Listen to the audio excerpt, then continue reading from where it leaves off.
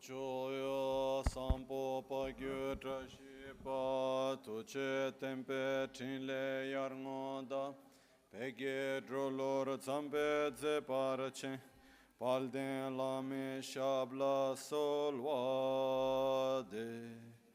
Omo a guru vajradara sumati monishasan Uta varda nishri badra varsa manya sarva siddhi Oma Guru Vajradara Sumati Monisha Sanekar Uta Vardani Shri Bhadra Varsa Manya Sarva Siddhi Hum Hum Oma Guru Vajradara Sumati Monisha Sanekar Uta Vardani Shri Bhadra Varsa Manya Sarva Siddhi Hum Hum Oma Guru Vajradara Sumati Monisha Sanekar Uta Vardani Shri Bhadra Varsa Manya Sarva Siddhi Hum Hum Omo A Guru Vajradara Sumati Monisha Uta Vardani Shri Bhadra Varsa Manya Sarva Siddhi Hum Hum Oma Guru Vajradara Sumati Monisha Sanekar Uta Vardani Shri Bhadra Varsa Manya Sarva Siddhi Hum Hum Oma Guru Vajradara Sumati Monisha Sanekar Uta Vardani Shri Bhadra Varsa Manya Sarva Siddhi Hum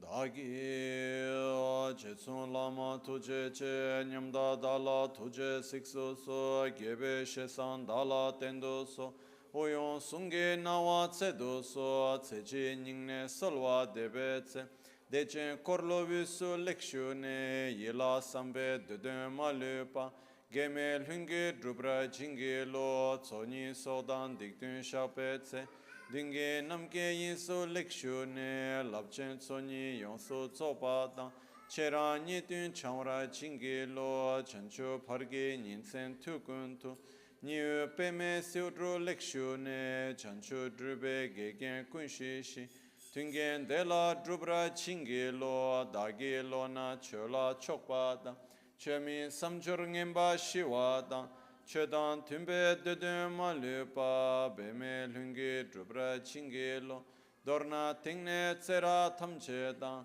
techi pardo neka tamchetu rese kyamne lama keleme tukche chingi dala siksuso gongyab drewe nyamda dachala chetsun lame tuche rab kodan sungi nawa dralmetu NgalSo Nyongwe Kesan Tobrasho Kewa Kuntu Yanda Lama Dan Drame Cheki Pela Longche Chin Sadan Lamge Yunde Rabzone Dorje Changi Kopa Nyur Tobo Shoya Pakyuke Kudan Dagi Olu Pakyuke Sundan Dagi Nga Pakyuke Tudan Dagi Ten Yerme Chikto Chingiolo Makyuke Kudan Dagiolo Makyuke Sundan Dagi Nga Makyuke Tudan Dagi Ten Yerme Chikto Chingiolo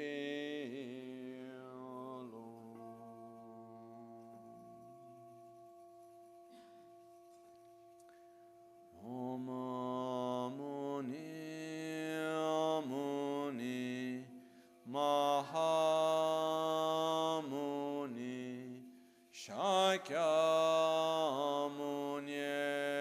Swaha Om Muni Muni Mahamuni Shakyamuni Soha Om Muni Muni Mahamuni Shakyamuni Soha.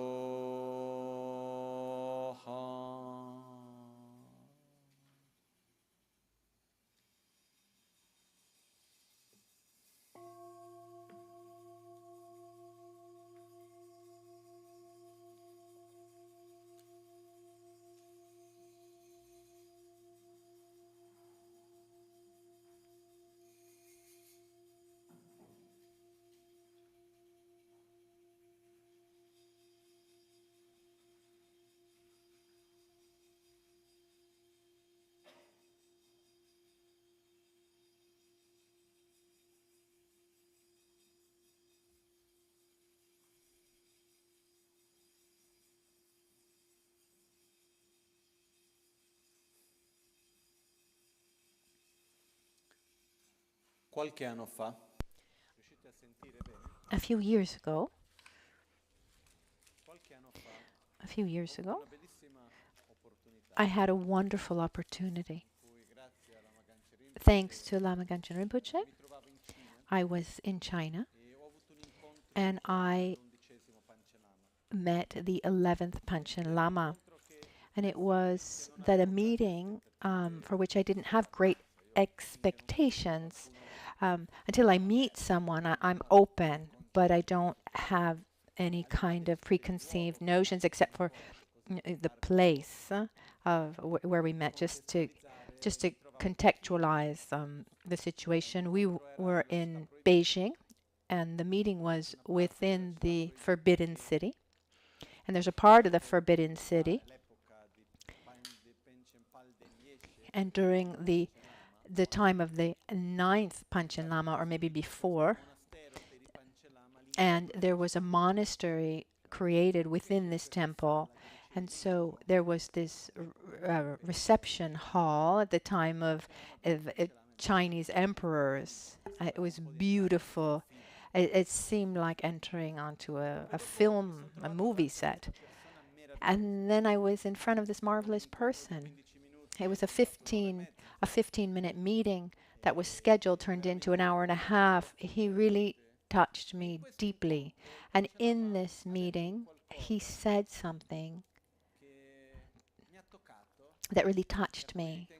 And I think it's important to share with you today. He said, what I do, talking about himself, it's not that special. Because today in Tibet, thanks to the work of the masters who preceded me generations before, people receive me with great respect. They say, the Lama said like this, we need to listen. The road is already open, it's already created, so it's quite easy. And he said, the real heroes of the Dharma, this is the term that he used, are those like Lama Ganchen, who left his context and went where Buddhism, where Dharma wasn't well known, and he needed to prove it. He needed to show that it works, touch the hearts. He needed to open the road. And I remember when Rinpoche came to the West at the beginning, he came from a very young age, from a tradition of healing.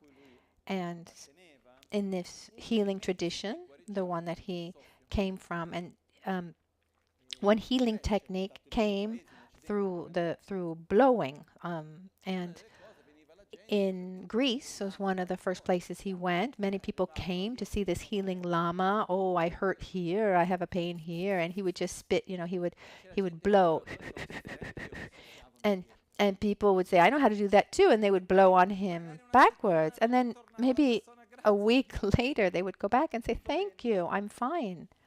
I'm cured."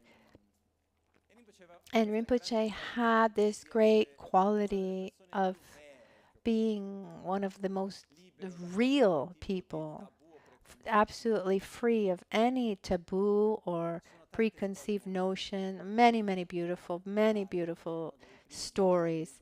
In the first 10 years of his time in the West, he dedicated to healing, mostly healing of the body. And he took this commitment.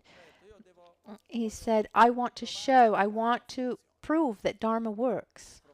I want to prove that this tradition, that these systems, these blessings, that this all works. And let's start with the body, with the healing of the body. And so those first 10 years were dedicated to healing the body. And during this period, Rinpoche taught the soul mantra, O Muni Muni Mahamuni Shakyamuni Soha, that makes reference to our ability to love ourselves, our ability to love others, our ability to interact in a healthy, coherent way with reality, the ability to transform everything into the path, in just a few words. And in those years, I really, just looking at today, okay, yes, here we have a reality that's already created. The road is open. It seems all normal, but this is only possible because someone not only had the experience and the knowledge, but one of the great things that Rinpoche had as well, he was really the example of what he transmitted, the power of his presence. And this is also one of the reasons why it's hard to transmit some aspects, to tell some stories, because one of the most incredible aspects that Rinpoche had, it was just his presence. It was something that really went far beyond. And we have the great good fortune that this present goes on. There's continuity, and that brings me a lot of joy. So today we decided that the specific day to celebrate Rinpoche is the 7th of July, because that's the day that he chose to celebrate his life. His real birthday wasn't the 7th of July, but it was the 22nd. But he liked the number 7. He was actually born on the 4th day of the 6th month of the Tibetan calendar, 1941. But for a long time, Tibetan calendars weren't easy to follow. It was very difficult, chaotic to calculate the actual Tibetan calendar. And years later, I put it all in Excel and I calculated it, and it was actually it was the 22nd. But this isn't important. Today is actually another very important day. Today is also the anniversary. It's the Parinirvana. It's the anniversary of the death of Pabongka Rinpoche, who was the master of Lama Ganchen. You can see where there's the translation cabin. There are 5 masters there represented. From the left, we have Nagarjuna. Then we have Panchen Lotsen Chökyi Gyatsen, Pabongka Dechen Nyingpo, the 10th Panchen Lama, and Kyabche Demo Gonsa Rinpoche, a more recent Lama. And Pabongka Rinpoche was one of the most important masters in our lineage, in our history. And today is the day that we celebrate his life. I'm not one who is very present with dates in general, but yesterday the reincarnation of Pabongka Dechen Nyingpo actually sent me a text reminding me of the importance of this day.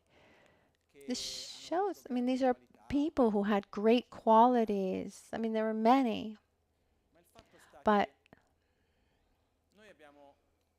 we have a special condition. How can I say? Let me just take a little tour, and then I'll come back.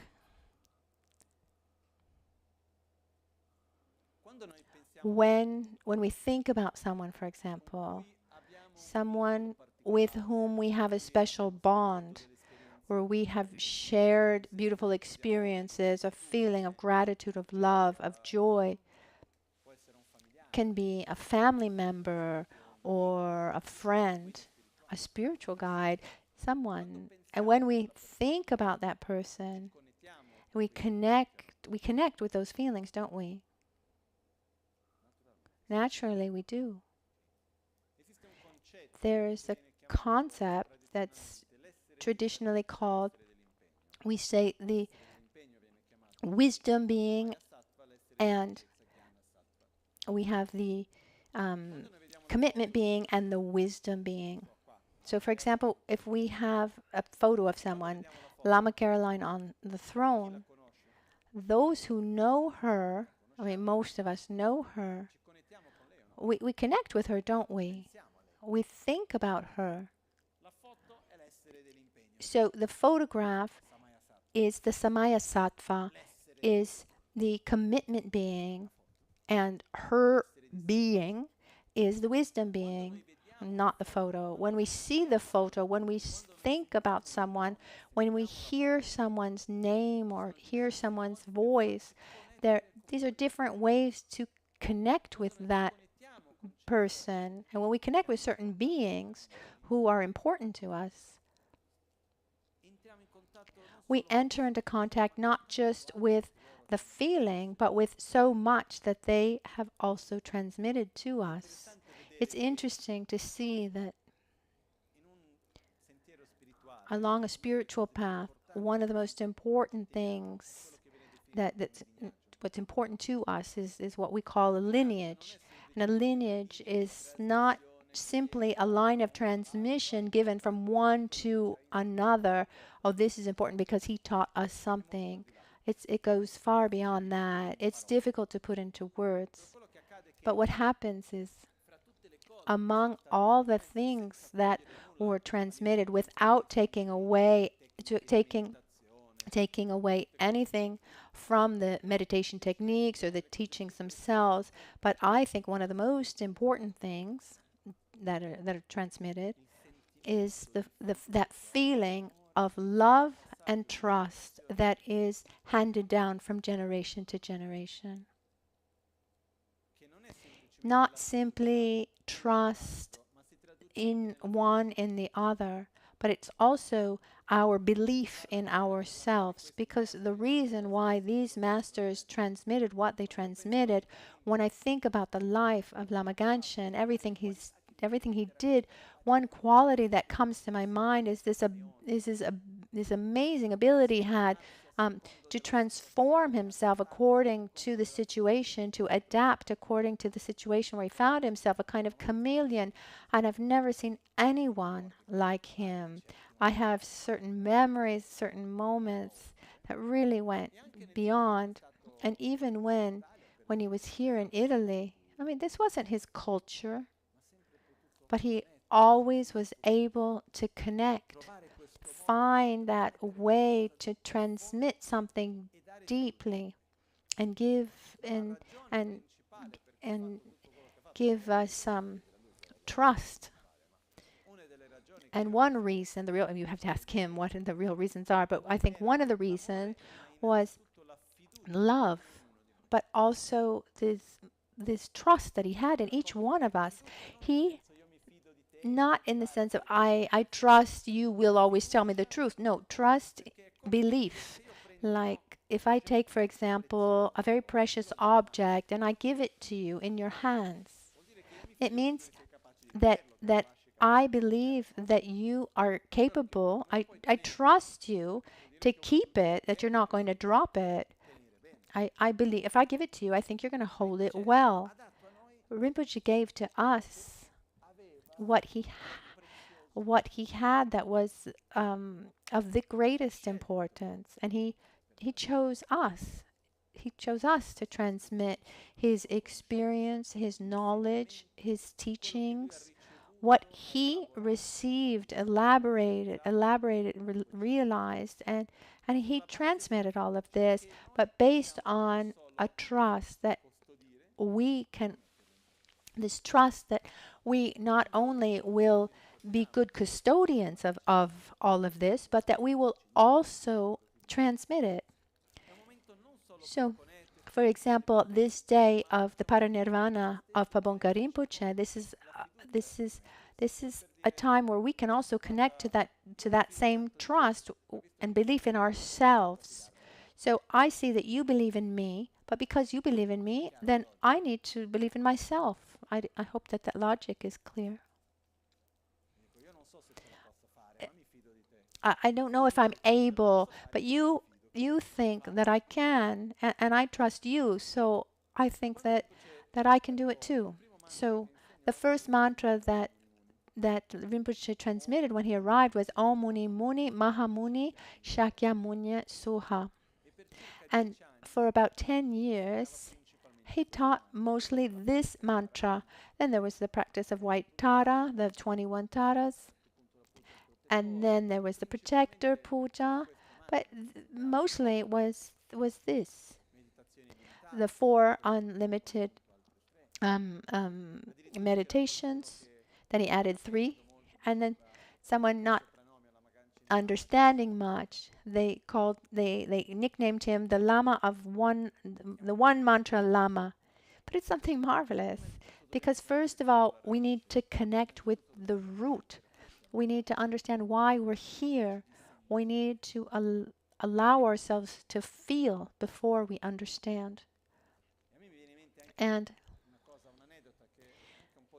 there's an anecdote that's a little bit fun, a little bit. Sometimes the strange things, fun things help us remember things.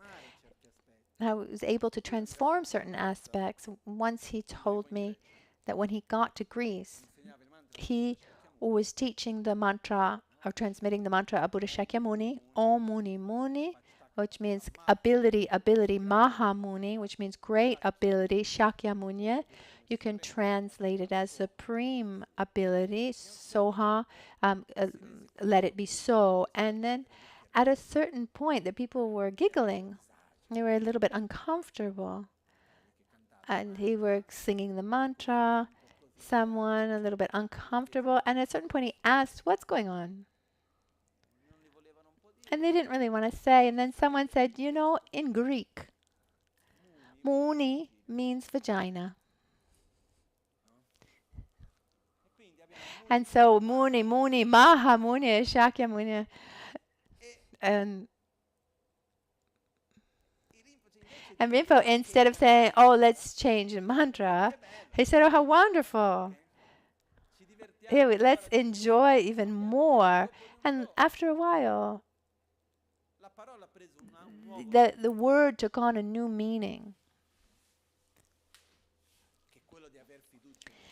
It was actually to believe in ourselves.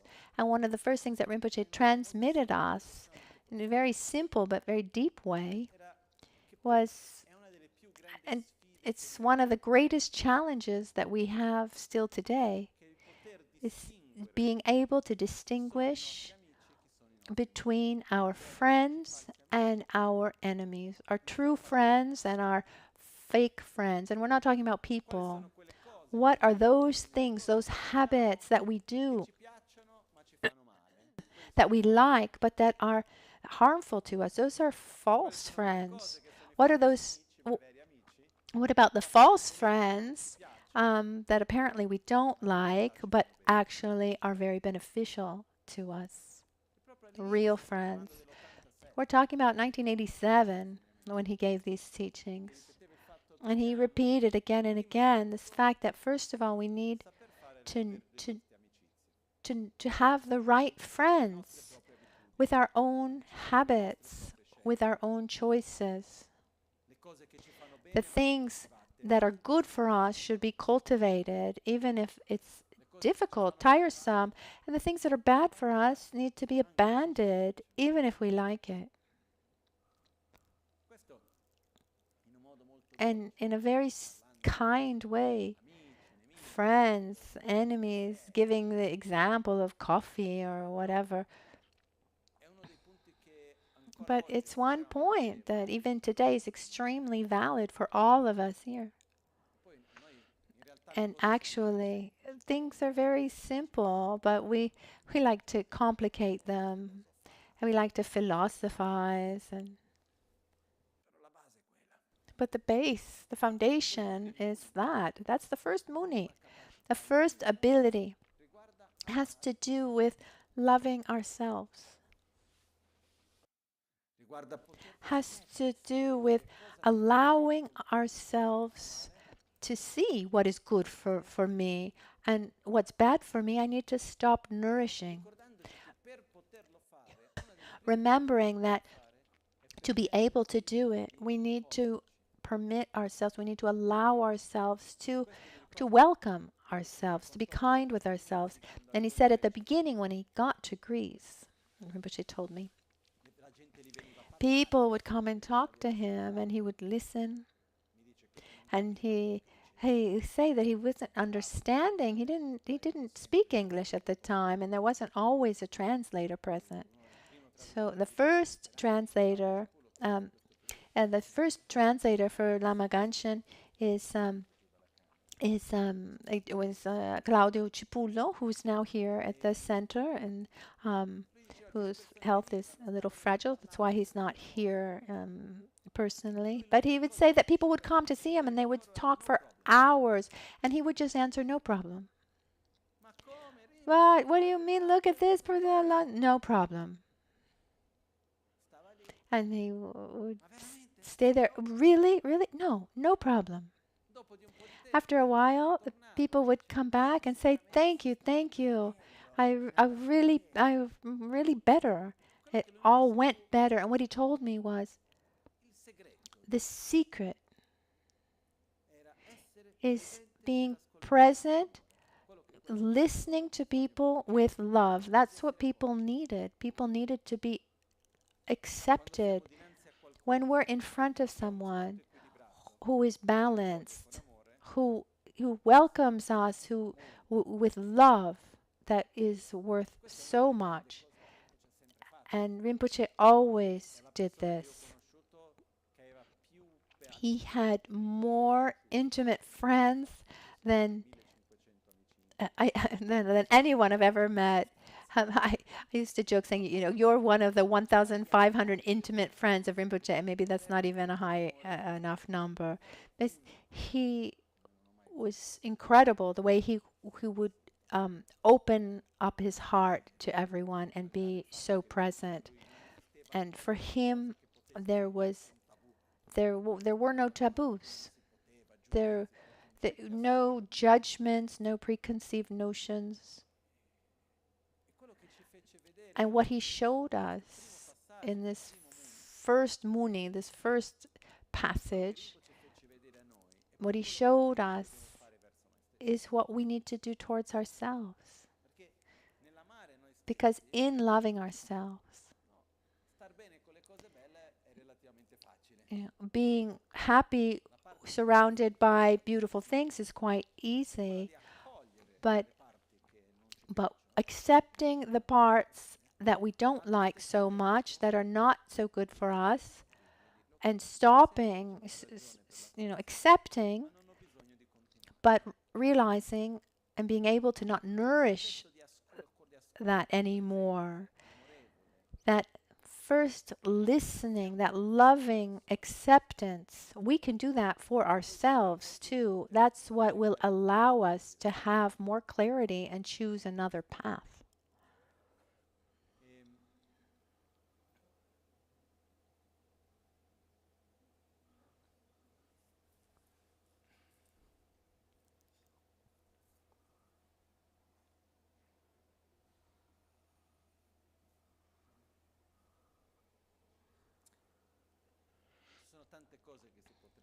There are many things that we could say. Today, I wanted to talk a little bit to honor, to have a brief honor for Rinpoche. Tomorrow we will do the combined practices. There's also Tonla, who's here, who will gift us this great moment of our senses through the singing bowls. Before I was with the young, with the children from the summer camp, and I'm so grateful, and I want to share this with all of you. One aspect where Rinpoche manifested his dream, as I understood it. Generally, I was able, more or less, to see people and understand them. But if there was someone that was difficult to understand, it was Rinpoche, in the sense that he was so beyond every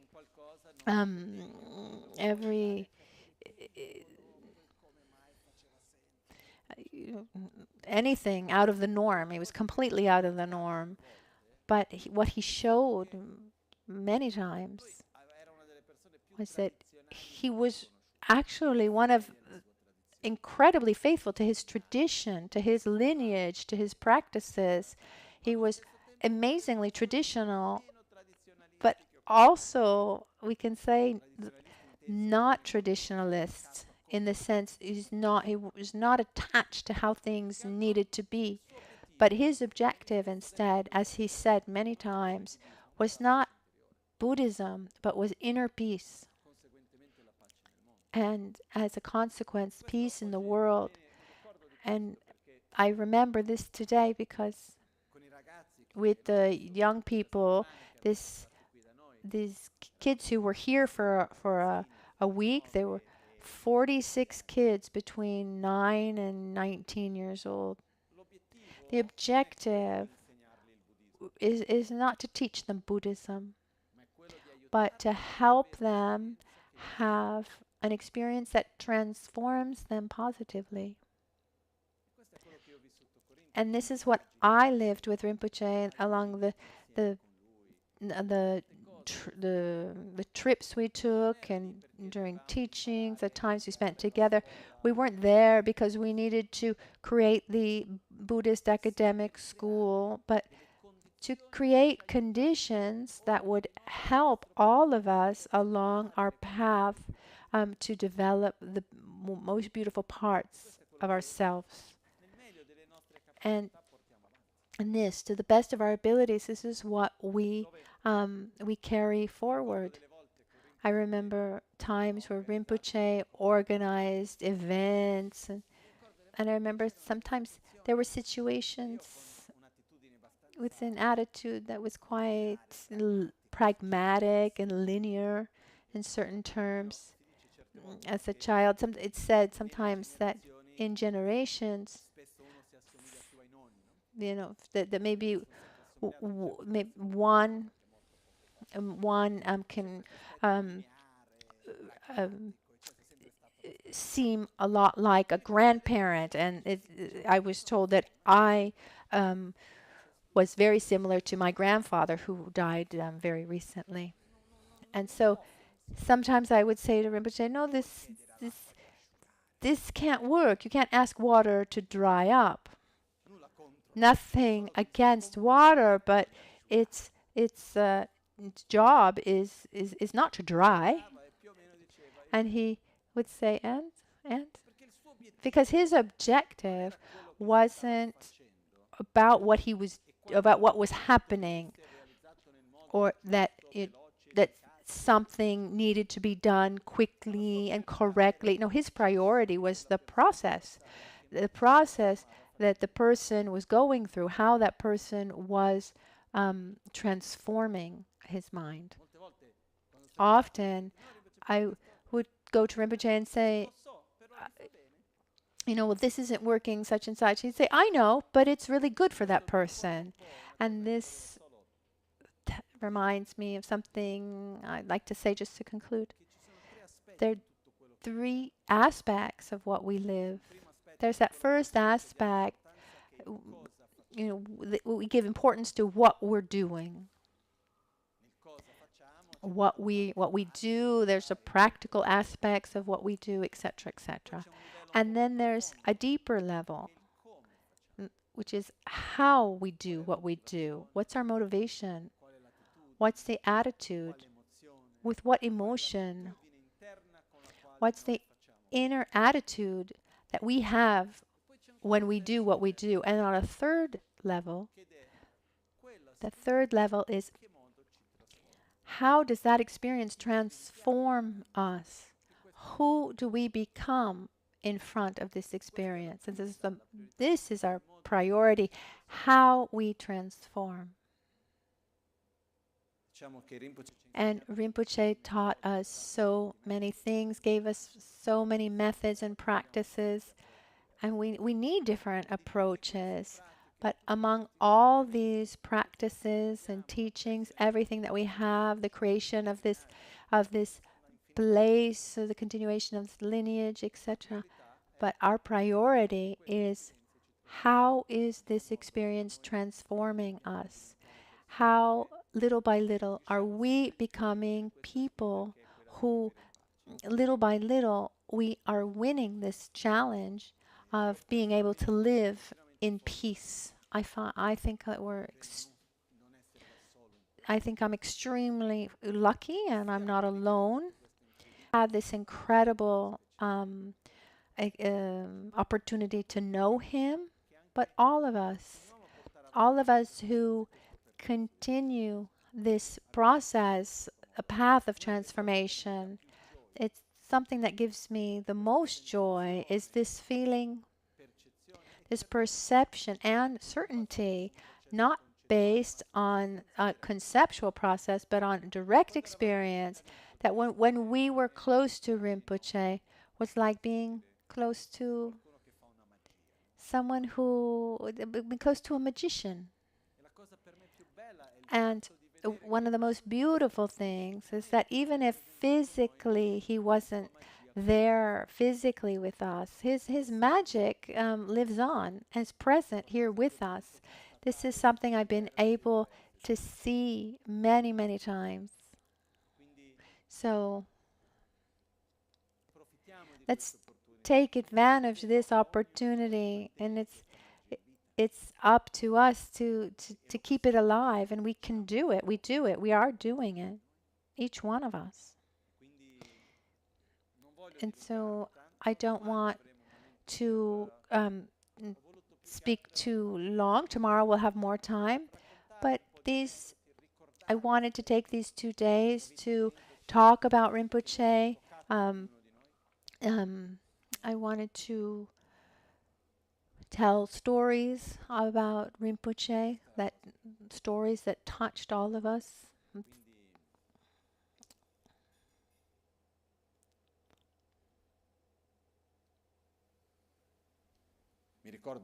I remember sometimes that Rinpoche, on some practical aspect, he'd see me with a computer and he would say, "Next life, I'll know how to do that too.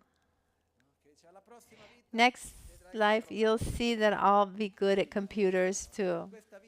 In this life, no, but next life, yes." Not in the sense that it wasn't that he was saying, "Oh, I would like to, but let's just leave it, for next life. Oh, like in my next life, I'll marry like I wasn't able this life, I'll do it next life." No, he was saying that the path is to constantly transform and adapt. So death and rebirth, this process is fundamental. It's important. There's nothing wrong. There's nothing wrong with it. On the contrary, it's what allows us to adapt and to live in the best way we can, the so-called impermanence in our culture, different contexts. I mean, in every context, there's a constant transformation. We see this clearly from one generation to the next. When we take the difference that there is between a grandparent and a grandchild, I mean, there are cultural differences, aren't there? Mental differences, different approaches, etc., etc. And the approach that that the grandparents' generation took, would that work for the culture and the mind of a grandchild? No. I can assure you that if I use the same way, to teach the way I learned the Dharma, after a couple of days, we would be left in three. So, it's beautiful over time, this ability to adapt and transform. And reincarnation is where the essence of a being takes a new form, and that allows that to happen, and it then adapts according to the conditions that he finds himself in. So we need to rejoice and thank, put into practice everything we've received, and dedicate our energy so that Lama Michel Rinpoche can always keep on guiding us in all of his manifestations.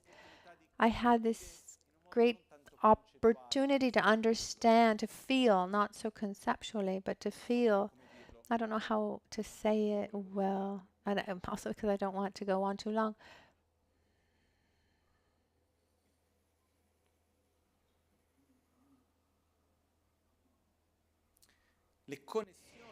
The connections that we create among us, they continue. It's not possible to live a result without having created a cause. If we're here today, it's because before today, this morning, yesterday, the day before yesterday, last year, 10 lives ago, 1,000 years ago, we created the causes to live this moment together. And it's interesting that the connections that are created, they continue. The more we nourish them, the longer they continue. And the evolution of a being, I'm sorry to say, it's not immediate. I don't know if I'm sorry about it. Maybe someone has this expectation that after the short time, there'll be this huge transformation. It's a gradual, deep process.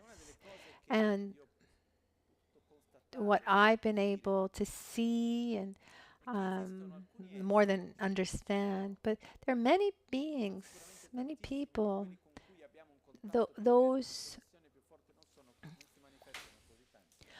with whom we have the greatest connection, those who've been able to reach a level of wisdom and love that is quite evolved. And these beings have a commitment and to keep on doing that life after life.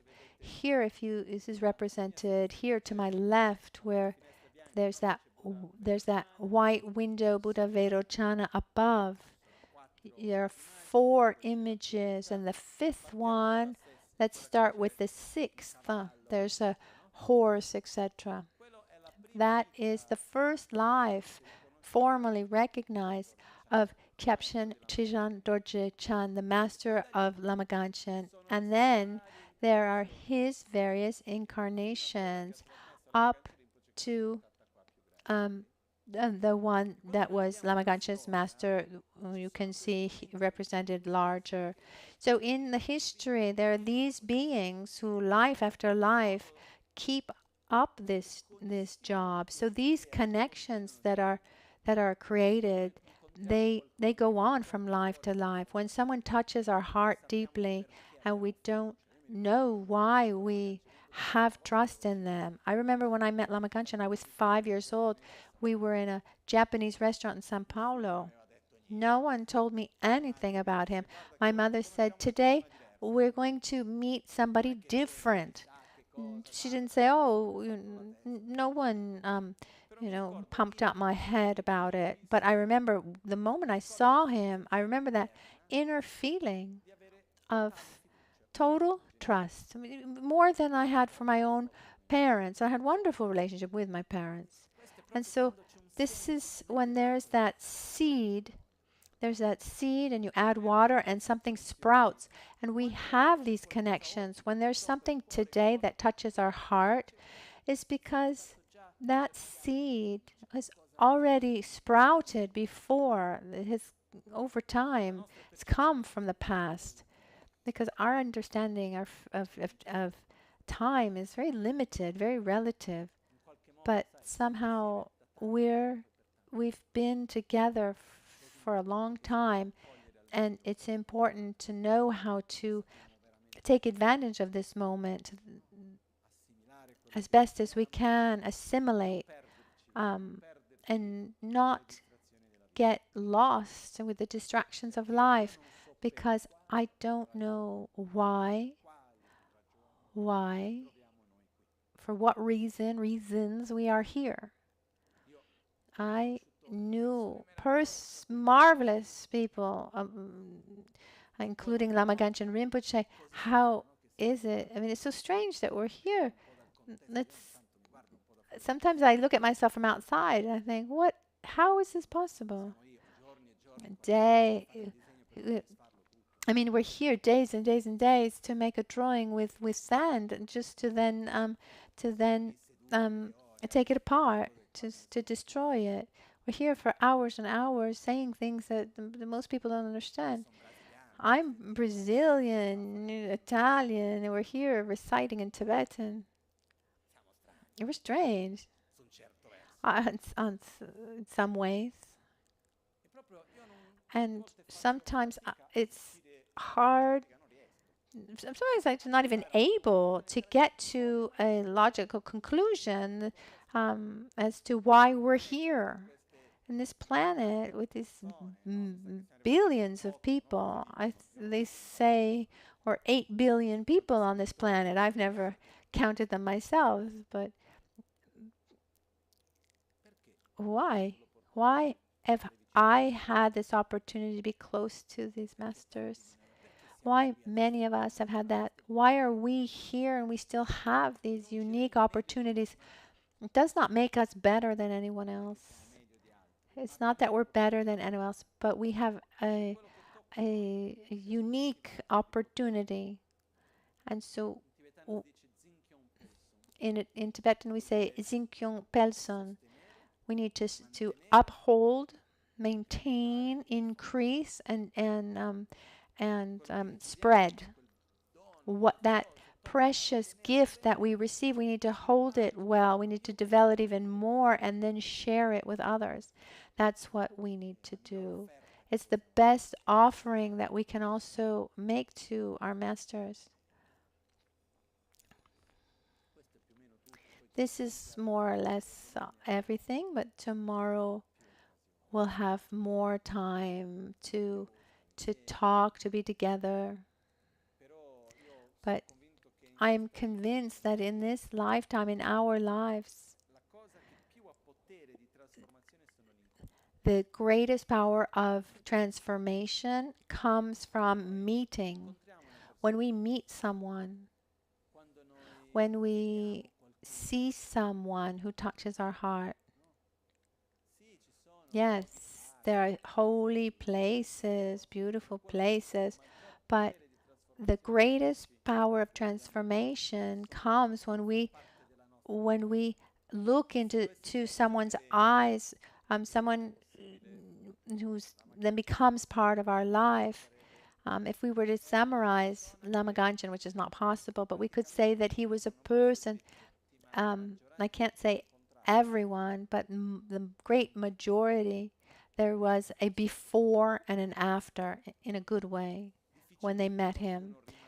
It's very hard to remain indifferent after meeting him.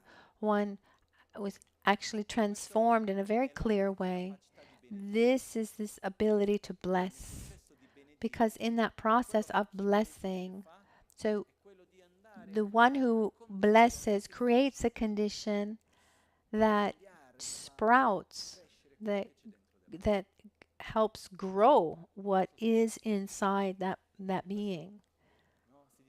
It's said that the task, the job of a guru, like in the Guru Puja, when we in the Tsog, or Tenzin, in the offering of the Tsog, for example, in verse 63. So what do I say? I ask for I make offering to the Guru, and then I expect to have a great rain of blessings. So interact in a way that allows us to transform ourselves, to ripen what we have inside us. And even if Lama Ganchen is not physically here, he keeps on doing that. So let's rejoice for this moment. Now we'll take a break, and then there's Tonla, who will play the Tibetan singing bowls. Very beautiful. On the top floor in the meditation room, Tonla, he's not here. I gotta take advantage of the fact that he's not here. He was born in Tibet. He's the son of the brother of Lama Ganchen, his brother Abu. I think Abu had 13 children, 5 wives, something like that. I'd say the official wives were about 5. This is something interesting. For example, in our culture, in our Western society, we have taboos that are extremely present in our society. 3 that are always there. Money. We talk about money constantly, but it's also a taboo. Sex is everywhere. Sensuality. Even if you're selling a car or if you're selling laundry detergent, sensuality is there. And the third taboo is death. Death is everywhere in the movies and the video games, in the news, but it's also a taboo.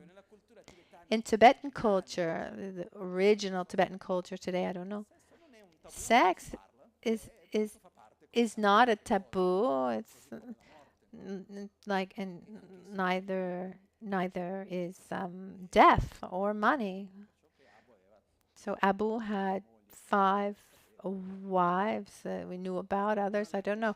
And Tunla was raised in Tibet as a farmer, and then he was a monk for a few years, but then he was called back home to herd his animals, the cattle. Then he left Tibet. Theoretically, it never went to school, and he learned other languages. And he came to Italy, and he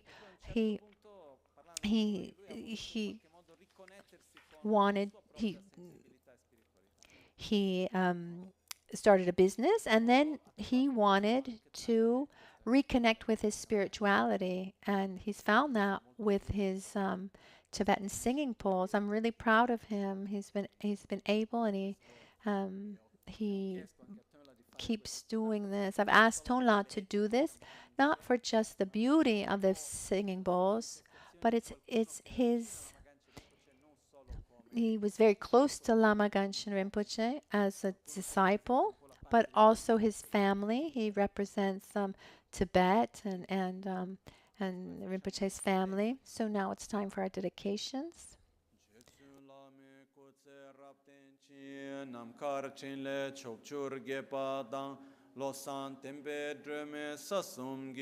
Drove munsel takto ne kewa kunto yanda lama drame cheke pel Sadang lamgi yunten rabzone dorje changi koban yurtobsho nimo dele tsendele nime kuyan delek shing ninsen takto delek pe kuncho sumki chingi lob kuncho sumki ngodrubutsol kuncho sumki trashisho.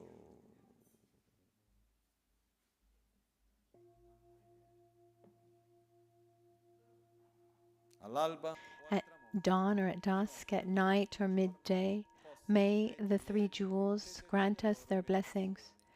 May they help us to obtain all realizations and sprinkle the path of our lives with various signs of auspiciousness. Teshidele. So let's go upstairs. Tonla is waiting for us.